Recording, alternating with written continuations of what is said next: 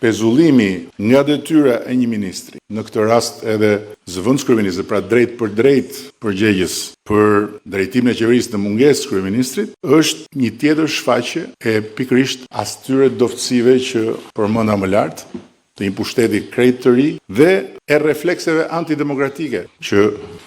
përmenda po ashtu më lart. Ky është një rast unikal në historinë e Europës dhe po ashtu edhe në historinë e trupave speciale të drejtësisë që janë krijuar në proceset e integrimit evropian të vendeve të ish-lindjes komuniste, ku s'ka ndodhur kurrë që një prokuror dhe një gjykatës të mblidhen kokë në kokë dhe të pezullojnë nga detyra një antar i qeverisë. Por, dhe ky është një por shumë i madh, nëse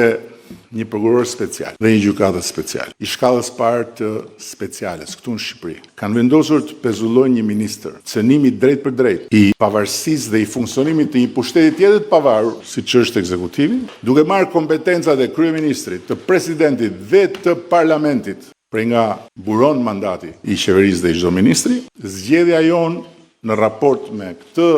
fakt është strategjikja si gjithmonë, për ta ruajtur dhe për ta mbështetur pavarësinë e gjyqësorit si parakusht edhe në këtë rast ekstrem. E thënë drejt për drejt, ne nuk mund të përgjigjemi një arbitrariteti të këtyre përmasave me asnjë lloj arbitrariteti. Dhe as do të angazhohemi larg qoftë në një betejë politike, retorike me drejtësi. Por